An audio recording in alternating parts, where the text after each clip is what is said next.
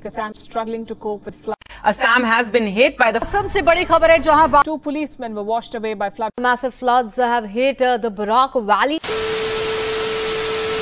नमस्कार and I welcome to all of you in global lookout. दोस्तों, India यानी कि भारत, जिसका टोटल एरिया है अराउंड 3.287 मिलियन स्क्वायर किलोमीटर। अगर जियोलॉजिकल सर्वे ऑफ इंडिया की माने तो इसके अकॉर्डिंग 12.5% कंट्री का एरिया फ्लड प्रोन एरिया है, यानी कि वो एरिया जहां फ्लड के होने के चांसेस ज्यादा हैं। और इसी कंट्री का एक प्रोविंस है असम, जिसका टोटल एरिया है 78,438 स्क्वायर किलोमीटर। लेकिन अगर फ्लड की बात करें तो असम का 40% एरिया फ्लड प्रोन एरिया है। तो ये डिफरेंस पूरे कंट्री और असम के फ्लड प्रोन एरिया में ये अपने आप में काफ़ी है बताने के लिए कि असम कितना फ्लड प्रोन एरिया है। एक डाटा के अकॉर्डिंग हर साल फ्लड के चलते असम को लगभग 200 करोड़ का नुकसान होता है।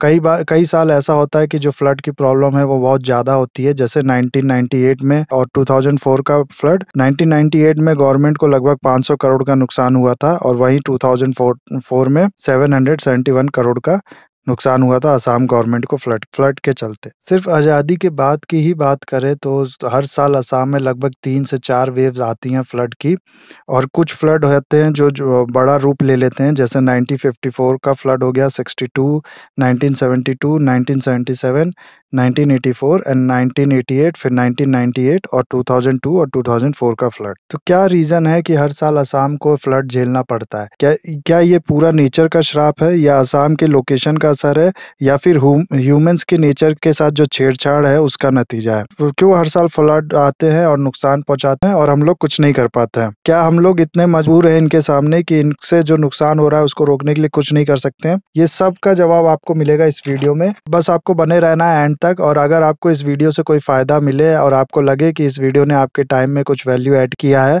तो इस वीडियो को लाइक कीजिएगा, शेयर कीजिएगा अपने दोस्तों के साथ, साथ ही साथ कमेंट भी कीजिएगा इस वीडियो पे। में ये बताइएगा कि इस वीडियो को 10 में से कितने नंबर देंगे, और इस चैनल को सब्सक्राइब कीजिएगा। रिवर पूरी असम को लगभग 2 भाग में डिवाइड करती है। ये असम को हर वो सुविधा देती है जिसके लिए आदमी नदियों पे डिपेंड रहता है, लेकिन साथ ही साथ ये समय समय पे असम की खुशियां भी छीन लेती है। अगर रिसर्चर्स की माने तो ब्रह्मपुत्र एक बहुत अनस्टेबल और वॉलेटाइल नदी है। 1950 के असम में अर्थक्वेक के बाद इसका जो अनस्टेबिलिटी है वो काफ़ी ज़्यादा बढ़ गई है। इसके बाद बराक रिवर भी कभी कभार असम में बाढ़ का कारण बनती है। ये दोनों रिवर ब्रह्मपुत्र और बराक अपनी 50 से ज़्यादा ट्रिब्यूटरीज के साथ मिलके अक्सर असम को काफ़ी जान और माल का नुकसान पहुंचाती हैं। ये नदियां अपनी लहर की मदद से अपने किनारे से सेडिमेंट्स को उठा लाती हैं, जिसको हम लोग इरोजन कहते हैं, और इन सेडिमेंट्स को ये अपने बेड में डिपॉजिट कर देती हैं। नदी का बेड मतलब उसका जो सबसे लोएस्ट एरिया होता है, जहाँ जो डेप्थ होती है उसको हम लोग रिवर बेड कहते हैं। असम गवर्नमेंट की रिपोर्ट के हिसाब से हर साल असम को लगभग 8,000 हेक्टेयर का लैंड का इरोजन झेलना पड़ता है। आखिरी के 6 दशक की बात करें तो लगभग 4.27 लाख हेक्टेयर का लैंड इरोजन हो ब्रह्मपुत्र और इसकी ट्रिब्यूटरी के वजह से, जो कि पूरा स्टेट का 7.4% एरिया के बराबर है। इरोजन से होता क्या है कि जो नदियों का बैंक होता है, यानी कि जो इनका किनारा होता है, उसमें उसकी हाइट कम हो जाती है और ये नदी उस एरिया में भी एंटर करने लगती हैं जहाँ लोग का सेटलमेंट होता है। साथ ही साथ अगर आप लोग मैप में देखें तो असम वैली एक यू शेप्ड वैली है, जिसमें जो चारों तरफ किनारे वाला एरिया है असम का, वो एक हाईलैंड है, वहाँ पहाड़ है।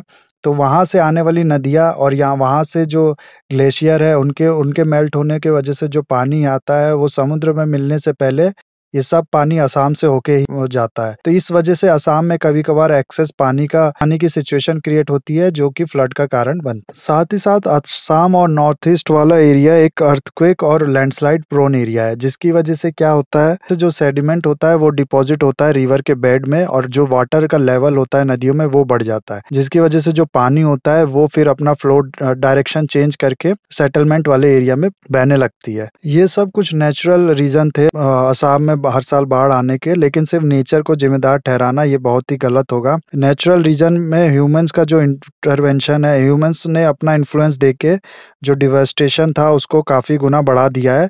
इसमें कोई डाउट नहीं है कि क्लाइमेट चेंज में ह्यूमंस का एक बहुत बड़ा रोल है। क्लाइमेट चेंज की वजह से जो टेम्परेचर में राइज हो रहा है वो कारण बनता है हैवी रेन्स की, जिसकी वजह से असम को फ्लैश फ्लड भी विटनेस करना पड़ता है। बहुत ज़्यादा बारिश होने की वजह से जो फ्लड की सिचुएशन क्रिएट होती होती है उसको हम लोग फ्लैश फ्लड कहते हैं। और इस साल यानी 2022 में सिर्फ 1 से लेकर 12 जून तक की बात करें तो 528.5 mm रेनफॉल हो चुका है असम में, जो कि नॉर्मल से लगभग 109% तक ज्यादा है। और मेघालय की बात करें तो इसी टाइम में लगभग 1215.5 mm तक का रेनफॉल हो चुका है, जो कि 185% नॉर्मल से ज्यादा है। इस रेनफॉल की वजह से जो एक्सेस वाटर होता है वो कभी कभार फ्लड का प्रॉब्लम क्रिएट करता है असम में, जिसको हम लोग फ्लैश फ्लड भी कहते हैं। इस सिचुएशन से लड़ने के लिए गवर्नमेंट ने जो मेन तरीका अपनाया है वो है एम्बैंकमेंट बना देना नदियों के किनारे, यानी कि ऐसी दीवारें बना देना नदियों के किनारे जिसकी वजह से जो वाटर है नदियों का वो सेटलमेंट वाले एरिया में एंटर ना कर सके, जो कि टेम्पररी एक सही सॉल्यूशन है। लेकिन कई बार ऐसा देखा गया है कि इन एम्बैंकमेंट में कहीं भी अगर ब्रेक होता है, कहीं भी फ्रैक्चर होता है तो जो डिवास्टेशन होना था फ्लड की वजह से वो कई गुना ज्यादा पहले से बढ़ जाता। दरअसल होता क्या है कि जब हम लोग किसी नदी के पानी को ऐसे चैनलाइज करते हैं आर्टिफिशियल डायरेक्शन में और उनको रेस्ट्रिक्ट करते हैं एक वाइडर एरिया में मूव करने से, जो नदी का पानी है उसकी जो एनर्जी होती है वही कई गुना ज्यादा बढ़ जाती है। और ऐसे में जब एम्बैंकमेंट में फ्रैक्चर आता है या ब्रीचिंग आता है तो फिर जो नदी और भी घातक फ्लड क्रिएट करती है और भी कई ज्यादा एनर्जी से जो सेटलमेंट वाले एरिया में है वो एंटर करती है और जो होने वाला नुकसान होता है वो कई ज्यादा हो जाता है। साथ ही साथ कंपनीज जिनको ये प्रोजेक्ट मिलता है एम्बैंकमेंट बनाने का वो इस कॉन्ट्रैक्ट की वजह से बहुत ज्यादा पैसा कमाती है। तो जितनी जल्दी ये एम्बैंकमेंट टूटेगा और दोबारा उनको कॉन्ट्रैक्ट मिलेगा उतनी जल्दी उनका फायदा होगा। दोबारा इन एम्बैंकमेंट की क्वालिटी पे भी ज्यादा ध्यान नहीं दिया जाता है। और आपको जान के हैरानी होगी, इसी साल मई के फ्लड के बाद जो एम्बैंकमेंट बनाया गया था वो इस बार इस फ्लड में दोबारा टूट गया है। और इस ब्रीचिंग का जो इशू है उसको हम लोग छोड़ भी दे तो कई बार ऐसा होता है कि कहीं कहीं एम्बैंकमेंट बना है और कहीं कहीं नहीं बना है।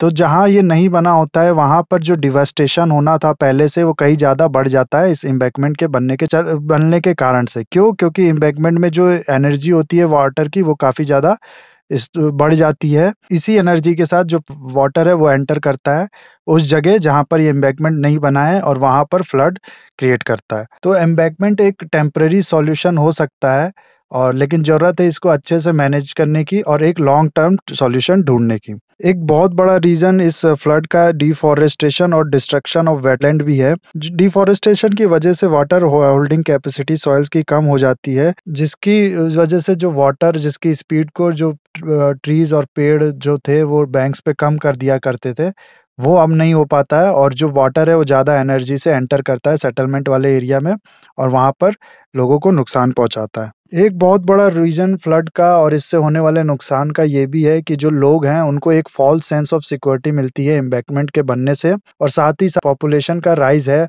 उसकी वजह से जो पॉपुलेशन है वो सेटल होना लगती है नदी के पास वाले एरिया में। एम्बैंकमेंट के बनने से उनको लगता है कि अब जो फ्लड है वो उनको नहीं नुकसान पहुंचा सकता है, इसलिए वो जो अपना सेटलमेंट है वो नदी के पास में बढ़ाते जाते हैं और जिसकी वजह से थोड़ा भी आउटफ्लो होता है नदी के पानी का तो वो काफ़ी नुकसान पहुंचाता है लोगों को।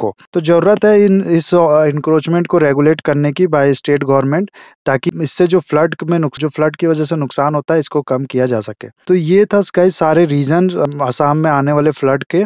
और अगर हम लोग इसके सॉल्यूशन की बात तक जो गवर्नमेंट का मेन पॉलिसी रहा है वो एम्बैंकमेंट और डीसिल्टिंग का रहा है। डीसिल्टिंग यानी कि जो सेडिमेंट्स हैं नदी के बेड में जमा हो चुके हैं उनको निकाल देना ताकि जो नदी के पानी को ज़्यादा जगह मिल सके बहाव के लिए। तो ये दोनों सॉल्यूशन जो है ये टेम्परेरी तो ठीक है, लेकिन टेम्परेरी सॉल्यूशन हो सकते हैं, लेकिन ज़रूरत है एक लॉन्ग टर्म सॉल्यूशन की।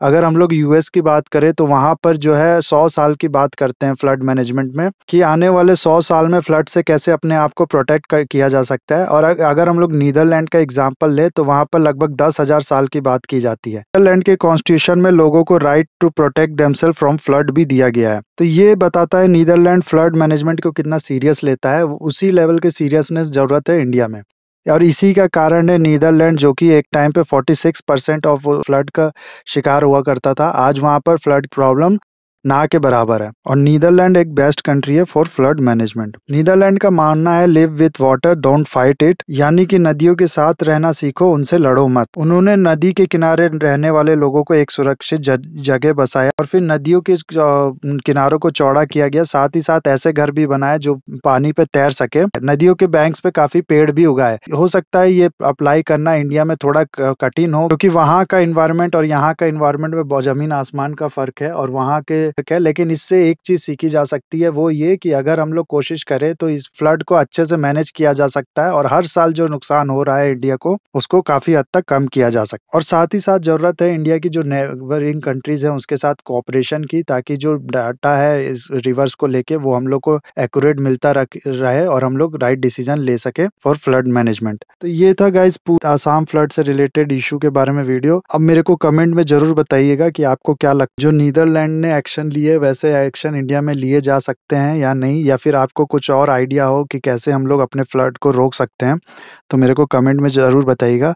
और साथ ही साथ इस वीडियो को लाइक करिएगा और चैनल को सब्सक्राइब करना मत भूलिएगा। So that's it for the video guys, have a nice day, take care.